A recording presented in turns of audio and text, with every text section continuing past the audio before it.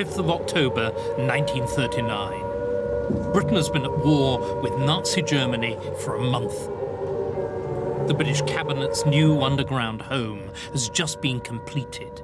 And after 10 years in the political wilderness, Winston Churchill is back at the Cabinet table as First Lord of the Admiralty, the same post that he'd held in the First World War.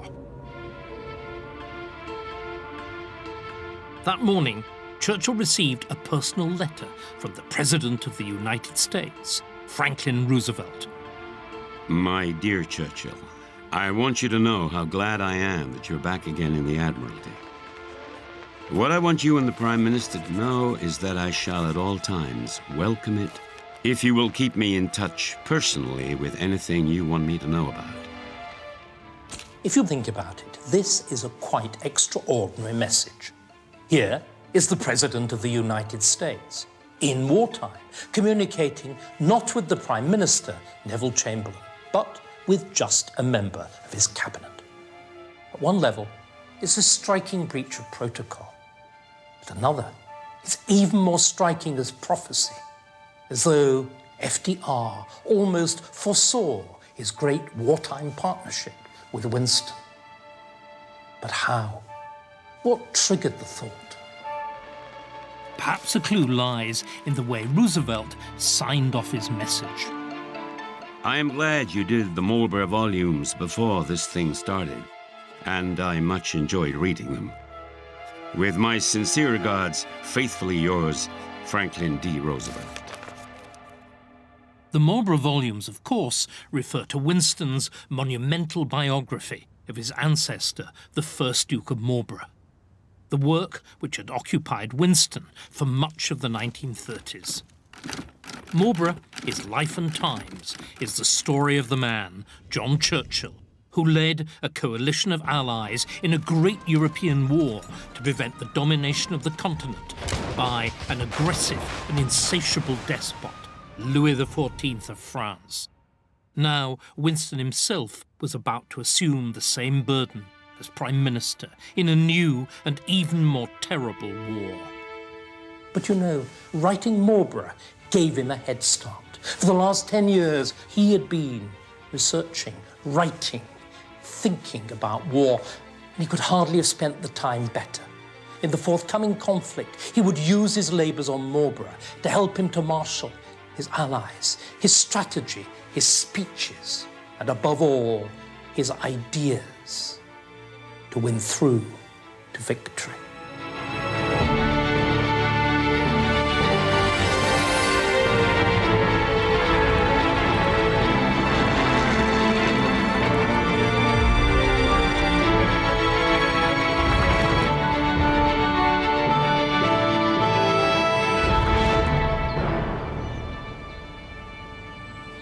On the 10th of May, 1940, after 8 months of phony war, the storm broke.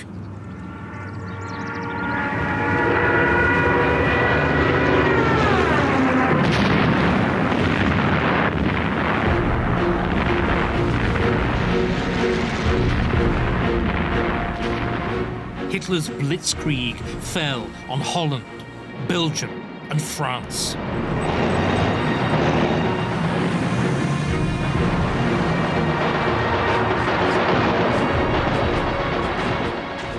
In London, on the same day, Neville Chamberlain finally resigned as Prime Minister. Poor Neville Chamberlain. Neville Chamberlain had been extraordinarily impressive Chancellor of the Exchequer. He had been worrying urgently about how to get Britain out of a terrible and deep recession. He had been very, very largely successful.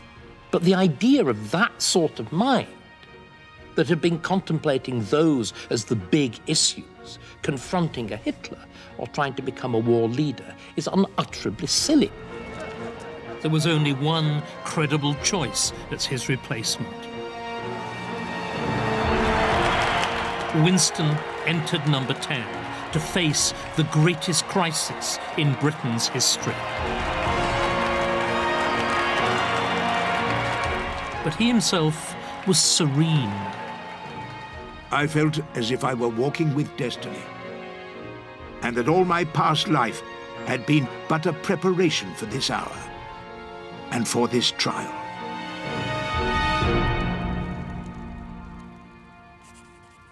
A large part of Winston's past life, a whole decade in fact, had been spent researching and writing his million-word, 4-volume biography of his ancestor, John Churchill, Duke of Marlborough, the commander-in-chief of the Grand Alliance of European states that fought Louis XIV's France for 10 long years at the beginning of the 18th century.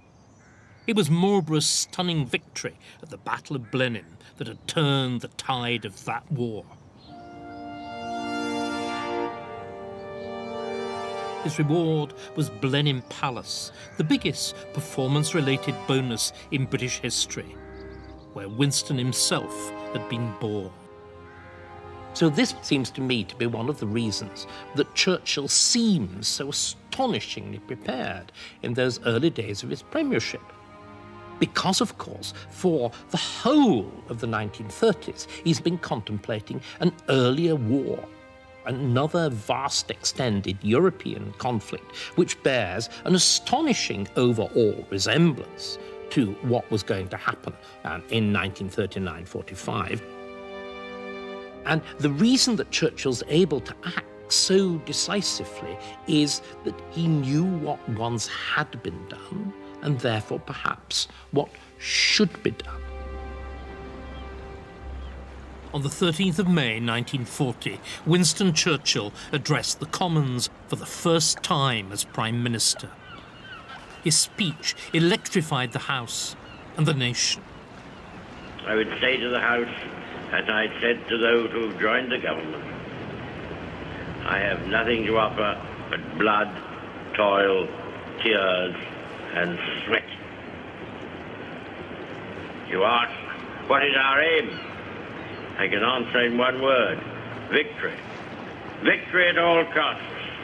Victory in spite of all terror. Victory however long and hard the road may be. For without victory there is no survival. Let that be realized. Because they were so memorable and so effective, Churchill's speeches have tended to obscure his other achievements as war leader. For Churchill had to act too. As Prime Minister and Secretary of Defence, it was he who, often in haste and virtually alone, had to take the decisions that would determine the whole course of the war. And, as it happened, he had to take one of the most crucial decisions of all within days of becoming Prime Minister. Behind the lines, the French army remains in constant readiness for a war of movement. Winston had seen at first hand the way that French troops had fought heroically in the First World War and he had great confidence in their ability to resist Hitler's invasion. But as the German panzers sliced across France, it was soon clear that something had gone very badly wrong with the French army.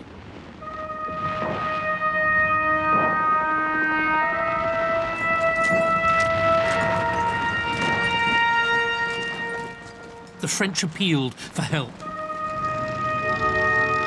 More British fighter squadrons to protect their troops from Germany's terrible aerial blitzkrieg. But every squadron sent across the Channel was one fewer to defend Britain. If France were going to fall anyway, it was essential to preserve the RAF to face the coming German invasion. Would the French fight on, or was their will to resist broken beyond repair? And how to tell? As it happened, only a few years previously, Winston had been writing about just such another collapse of French morale. It had taken place in the wake of Marlborough's great victory at Ramillies. The Battle of Ramillies is the highlight of Volume 3 of Marlborough, His Life and Times. After defeat in the Battle of Blenheim had ended his dreams of European hegemony, Louis XIV was looking for a way out of the war. But he wanted to negotiate from a position of strength. So, in 1706, the Sun King sent a new army into Belgium with orders to seek battle and take revenge on Marlborough. But Marlborough, too, was eager for the rematch. For my part, I think nothing could be more happy for the Allies than a battle, since I have good reason to hope, with the blessing of God, we may have a complete victory. The inevitable confrontation took place on the same ground where British and German forces would clash in May 1940. If war is about geography, the geography of rivers, mountains and valleys, then battles are about topography, the topography of villages, streams and petty foals in the landscape. This is the battlefield of Ramillies, and the village itself is over there to the west. Now here, there are two very different types of terrain. Where I'm standing now, it's well-drained, level, upland plateau. But to the north and to the south, there's a different sort of countryside. It's lower, rougher, crisscrossed with little streams. It's rather marshy, and there's lots of woodland. Now, this kind of topography is ideal cavalry country. The lower, rougher countryside is not. Marlborough had been here before, and he knew this countryside well.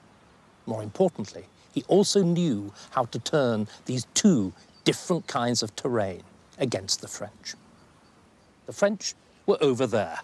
The French line marked by the 3 church spires on the French right wing, Tavier.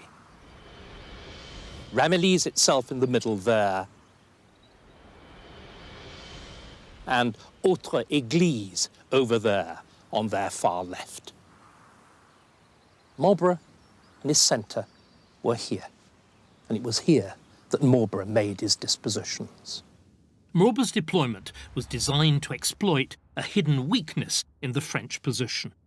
The 3 villages that anchored the French line lay not in a straight line, but on an arc. Marlborough had, in effect, the inside of the curve, which made communication and movement between his 2 wings easier. As he wheeled his army into position, Marlborough divided his cavalry, as was conventional, between the 2 wings of his army. The French did the same. Contact between the armies began at about 2:30. As at the Battle of Blenheim, Marlborough attacked first on the enemy's flanks. On the French right, the Dutch infantry stormed into the village of Tavier and took it at the point of the bayonet.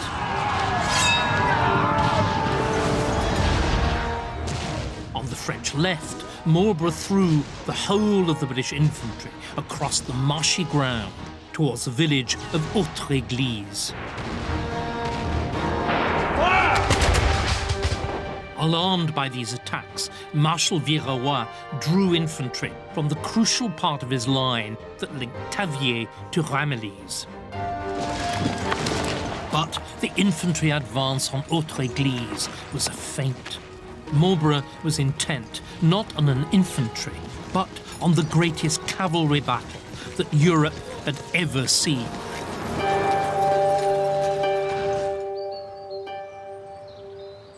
A battle portrayed at Marlborough House, the London residence built by John Churchill's wife, Sarah.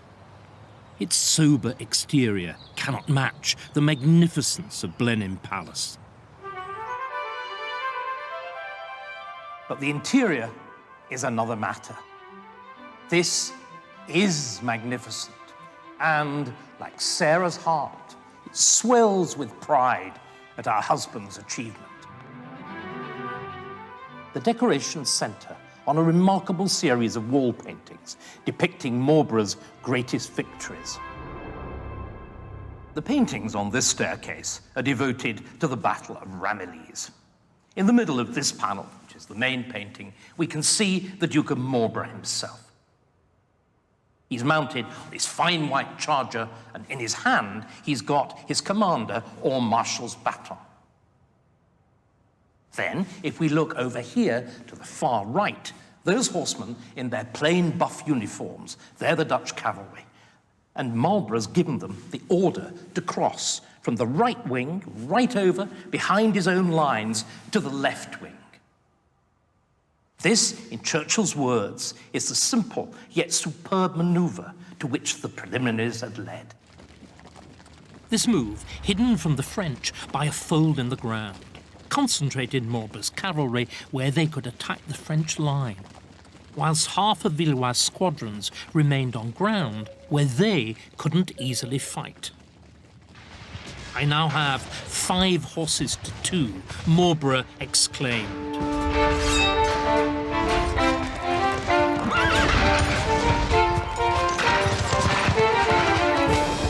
The mile-and-a-half space between Ramillies and Tavier had now become the scene of the largest cavalry battle of which there is any trustworthy account. In all, nearly 25,000 horsemen were brought into collision hand-to-hand, charging and counter-charging with varying fortune for 2 hours. Marlborough, who led from the front, was in the thick of it, and he cheated death on 2 occasions. The first was when his horse threw him, and Marlborough, general though he was, had to run for his life from the terrible sabres of the French cavalry. The second occasion is shown here, at the bottom right, in the foreground. Colonel Bingfield, Marlborough's equerry, brought up another horse. That's the black one, saddled but without a rider there. But just as Marlborough was throwing his leg over the saddle, a cannonball passed directly beneath his knee and took off poor Bingfield's head. And this is Bingfield lying dead at the horse's feet, though perhaps fortunately the artist has toned down the terrible details of his injury to a simple wound on his forehead. Wave after wave of horsemen, each trooper seeking with his sharp sword to slay his foe, were hurled with mob violence one upon another. Here, numbers told.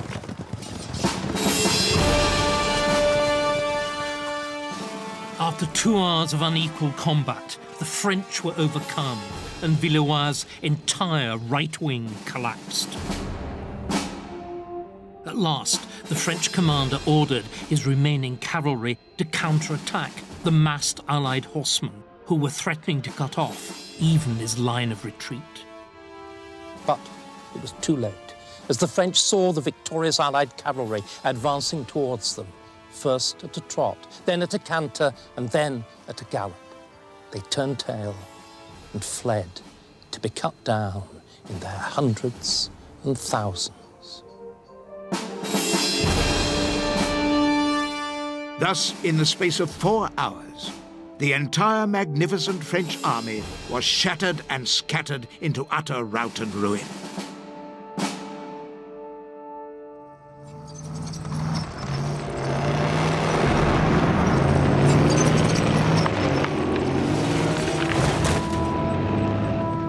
In May 1940, the French had more and better tanks than the Germans. But just as with their cavalry at Ramillies, they were spread out too thinly along the front. Whereas the Germans, like Marlborough, concentrated their armour in a single deadly thrust.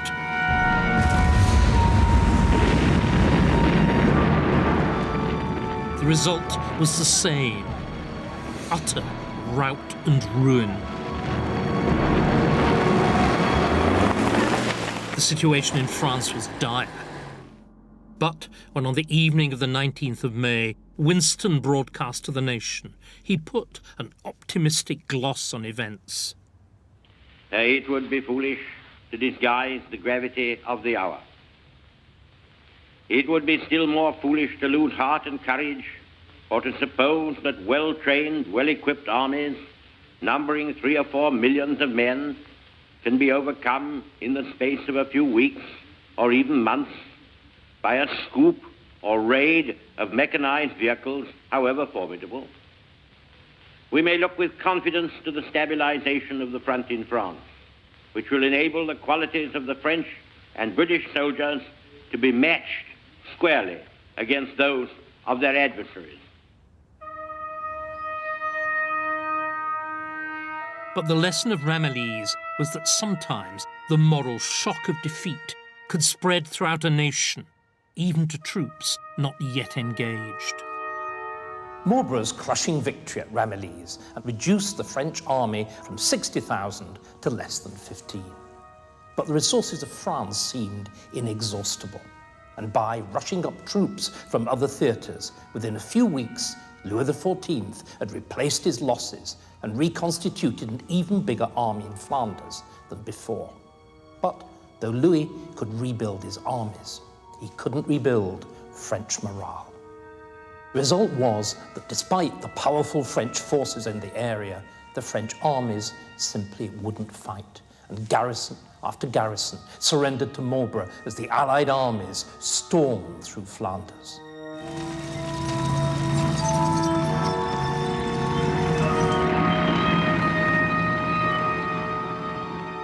Immediately after his broadcast to the nation, Winston met with the commanding officer of Bomber Command to discuss a question of crucial importance to the whole future course of the war. Should he heed the pleas from the French and throw the full strength of the RAF into the fight in France? At about midnight, Churchill dictated a memorandum which ordered that, whatever the need in France, no more RAF squadrons were to leave Britain. In other words, France was to be abandoned. The decision flew in the face of the rousing broadcast that Churchill had just made. But, unlike the broadcast, it recognised the facts. That, with the French on the run, nothing could be done. They had to be left to their own devices to enable Britain to save itself and the war. It was a bitter truth. Was it his briefing by Bomber Command, or his memories of the aftermath of the Ramillies campaign that enabled Winston to confront it?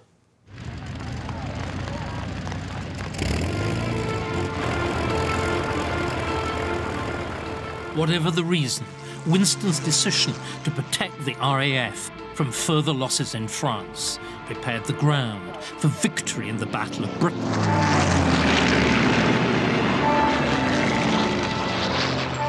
And ensured national survival. But once the immediate threat of invasion was lifted, the question remained: how to do more than survive?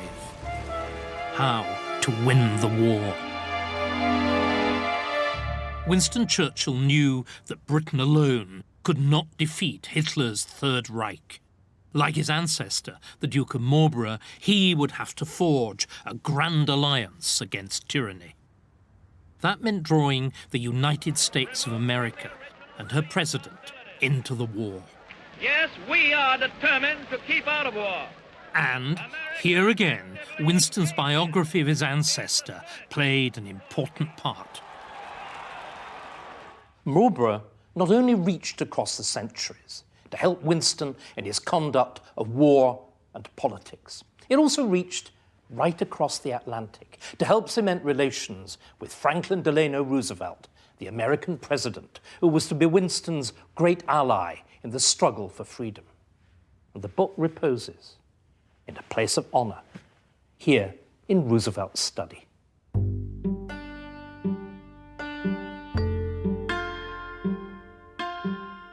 Roosevelt, like Winston, was fascinated by history.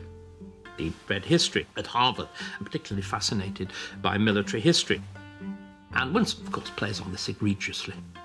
And the way the presentation copies are circulated, the way, there's the kind of mutual interchange of signatures and compliments.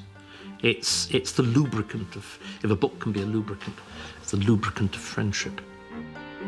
Winston had first sought a connection with Roosevelt long before the war began, when America was struggling to overcome the Depression. The great emergency of modern times.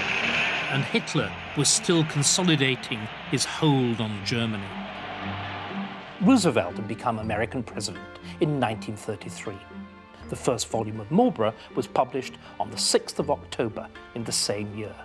On the 8th, only 2 days later, Winston dedicated this copy to Roosevelt.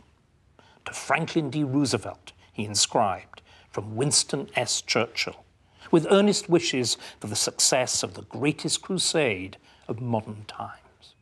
Was this greatest crusade Roosevelt's New Deal?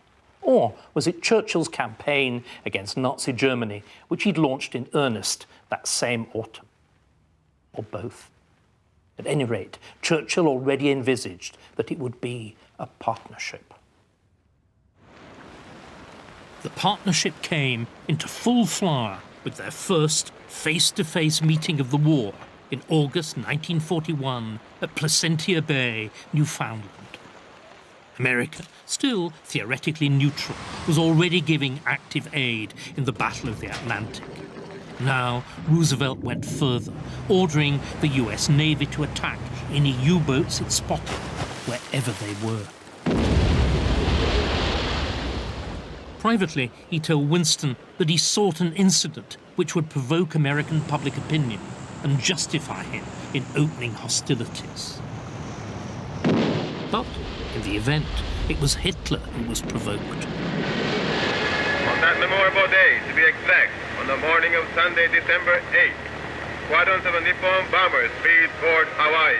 In December 1941, Japan bombed Pearl Harbor and started a war in the Pacific.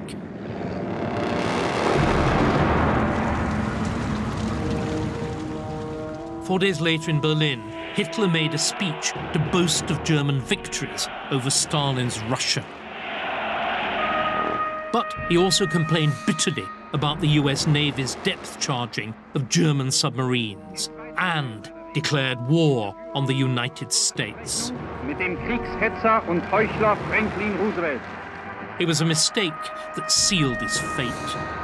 Gegen die Vereinigten Staaten von Amerika und England zu führen. Churchill's Grand Alliance had at last been forged.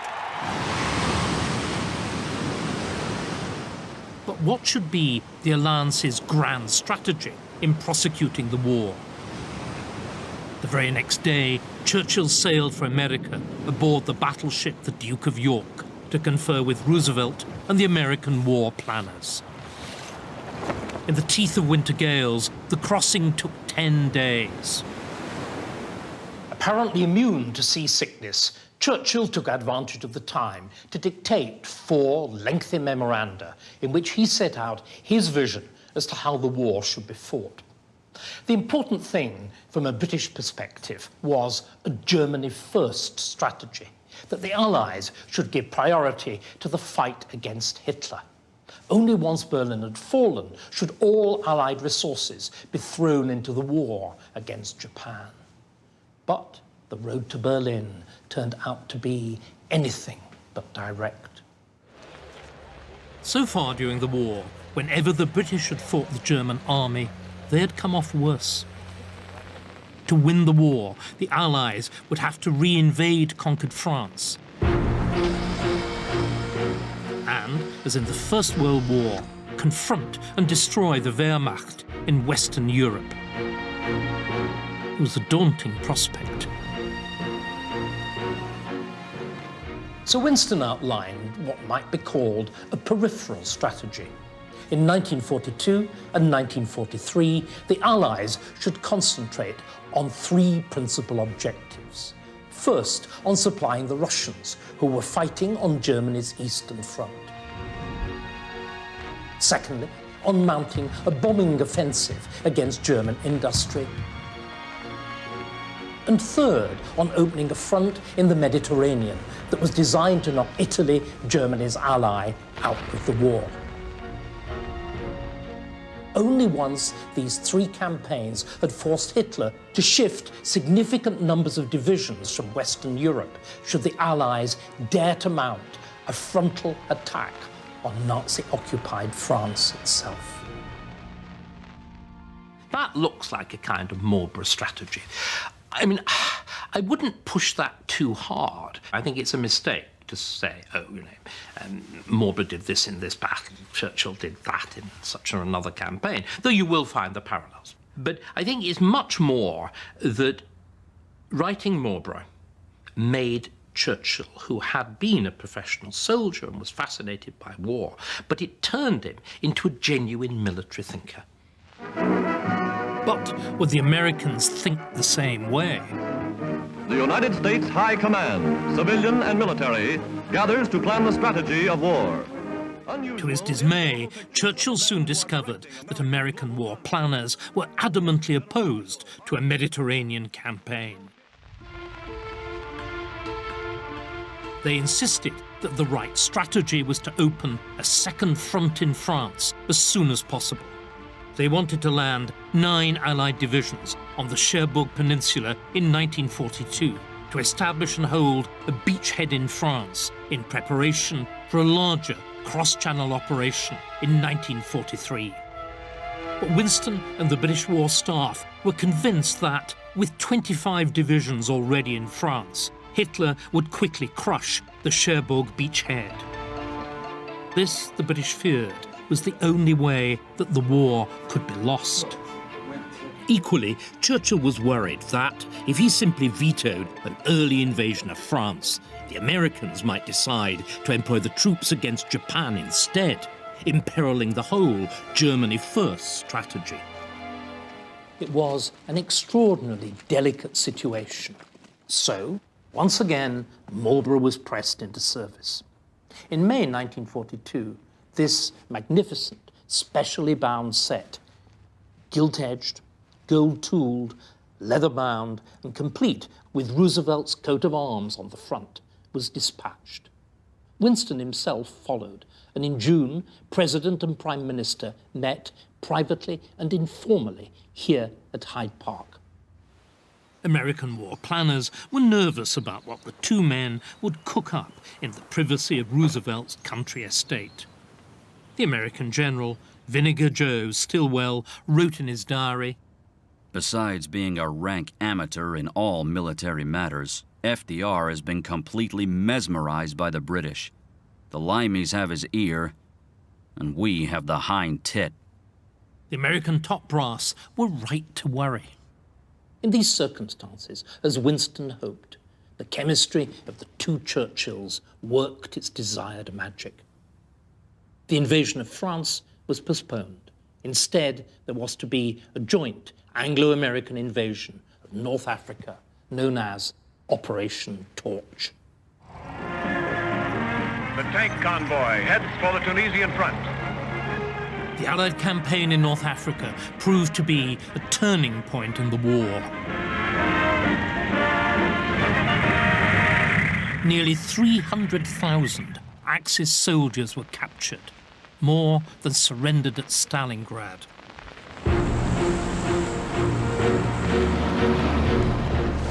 The Allies went on to invade Sicily and Italy.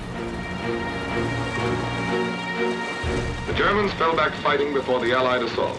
Tommies and doughboys drove them out of the foothills and pressed after. By 1944, Hitler had been forced to commit 45 divisions to the Mediterranean theatre, leaving fewer than 60 for the defence of France and the Low Countries, even though he knew an attack there was imminent. Like Marlborough at Ramillies and the Battle of Blenheim, the Allies now stood, poised to exploit the weakness created in Hitler's position.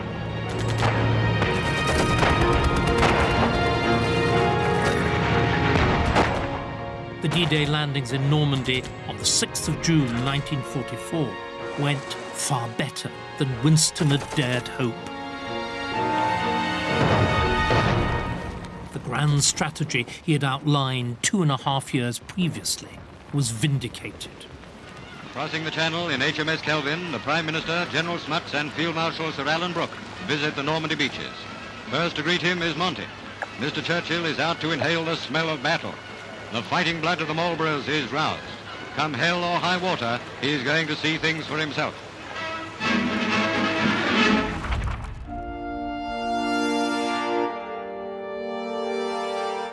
The final volume of Marlborough tells, in Winston's words, the bitter story of how, in the 18th century, England won the war and lost the peace.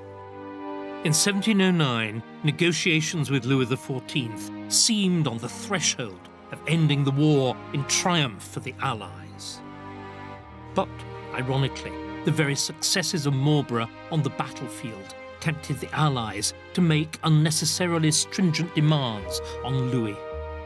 Demands he could not bring himself to accept.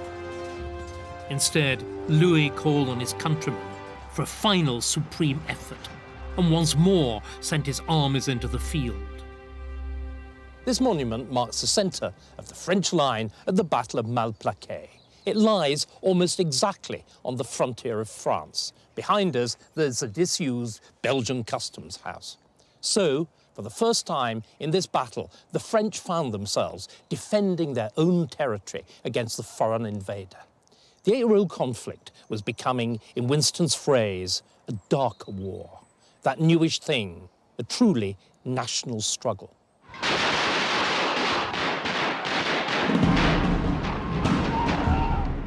At Malplaquet, the French had time to dig in. As so often before, Marlborough used flank attacks, in this case through the woods at either end of the French line, to force the French to weaken their centre, where his army eventually made the breakthrough. This time, there was no rout. The French retired in good order. This monument, erected by public subscription, presents Malplaquet as a French victory. Now, it certainly wasn't that. Instead, by prodigies of valour and tactical skill, the Allied troops had forced a large and well-entrenched French army from off this field.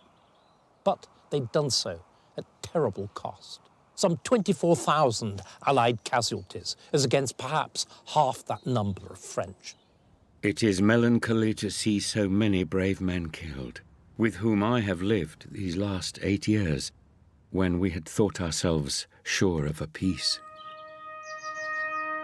Malplaquet put new heart into the French. The Allies would never again be able to make such an advantageous peace as had slipped through their fingers in 1709. When it finally came, the Peace Treaty of Utrecht laid the foundations of the British Empire. But the balance of power it restored to Europe proved only temporary. Marlborough had always believed that unless France was reduced to a definitely restricted power, the wars of his generation would be renewed in the future.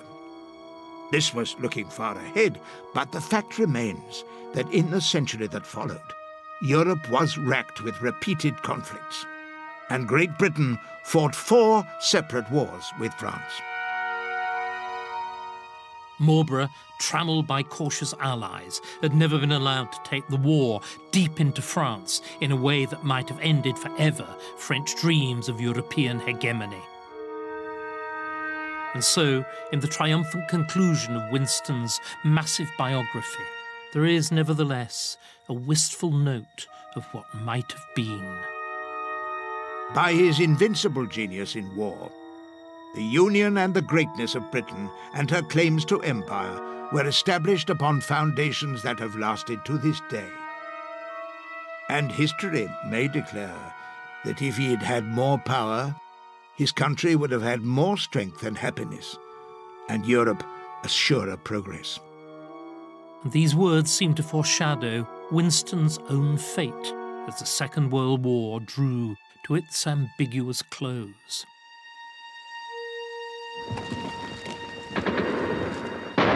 As the British and Americans advanced on Germany from the west, a vast Soviet army was pushing into the heart of Europe from the east.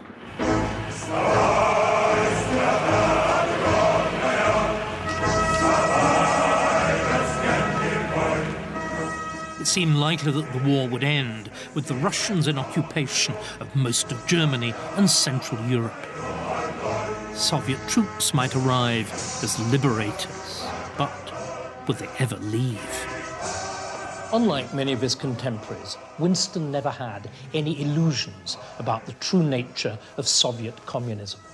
Indeed, when he first mentions totalitarianism in Marlborough, he's referring not to Nazi Germany, but to Soviet Russia.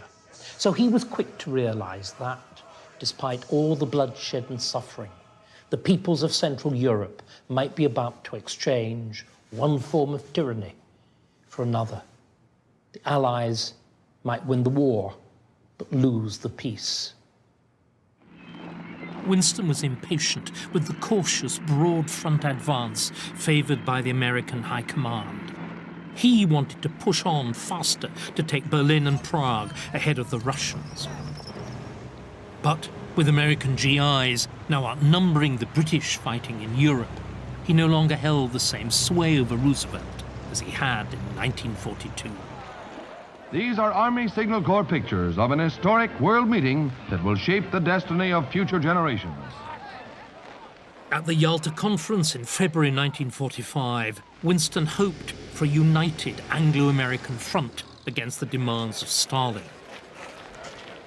But Roosevelt, the leader of a newly emerging superpower, was more interested in cultivating Stalin, the leader of another. The result was that Stalin got nearly everything he wanted. Throughout their relationship, Marlborough seems to have acted as a kind of talisman between FDR and Winston. So perhaps it's not surprising to discover that there's yet another, a third copy of Marlborough in Roosevelt's library. It's Volume 1 of the American edition, and the President seems to have taken it with him to Yalta. And there, sometime during that ill-fated conference, the book is signed by both men. Winston S. Churchill, Crimea, Franklin Roosevelt, Yalta. There's no other inscription. It almost seems like a farewell. 8 weeks later, Roosevelt was dead, and Winston didn't go to the funeral.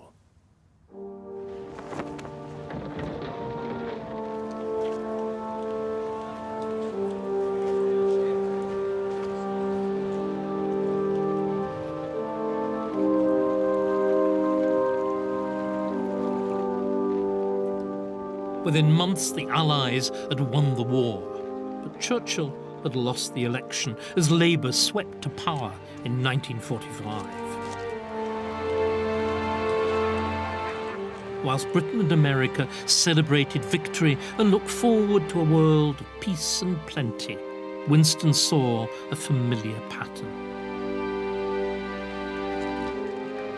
With half the continent of Europe occupied by Stalin's Red Army, he feared that, just as after Utrecht, as after the First World War, the ground was being prepared for yet another bloody round in the duel between totalitarianism and freedom and democracy.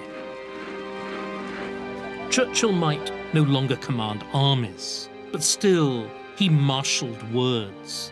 In March 1946, he crossed the Atlantic to give a speech at Fulton College in Missouri. It is my duty to place before you certain facts about the present position in Europe.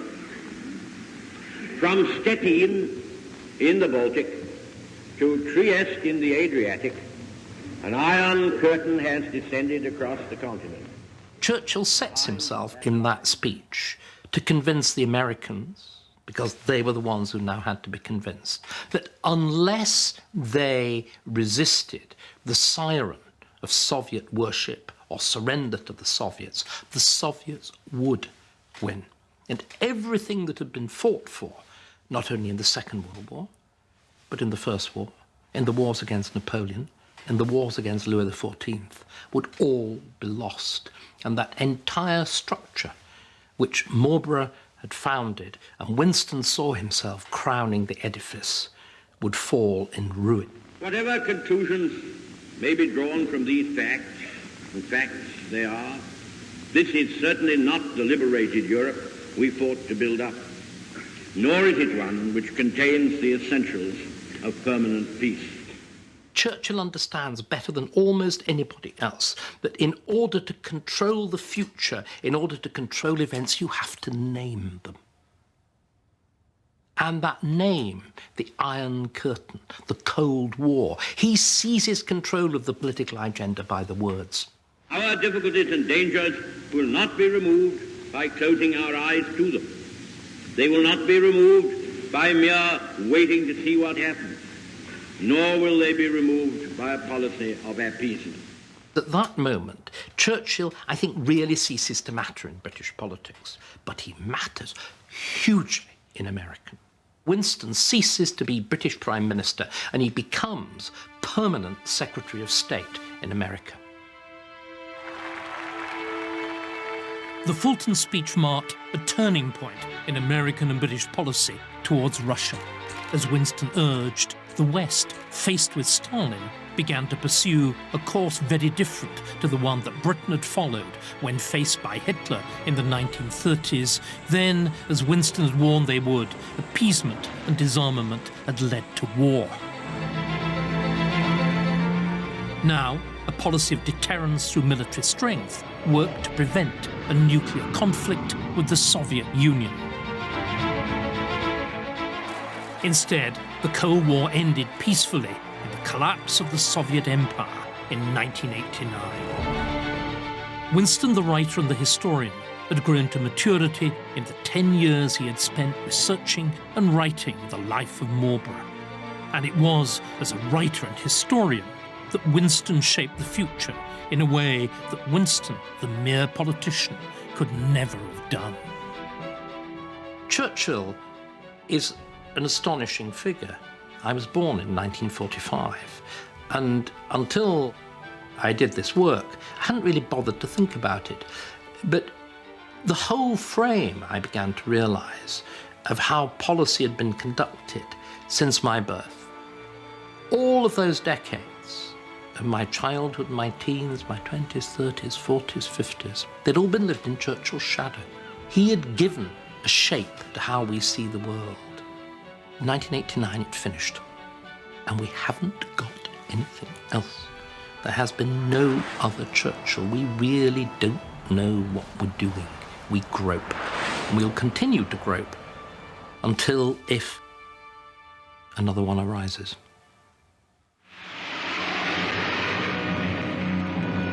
We followed him in the darkest days. We followed him this day too. It was the last time. The great parliamentarian has gone home.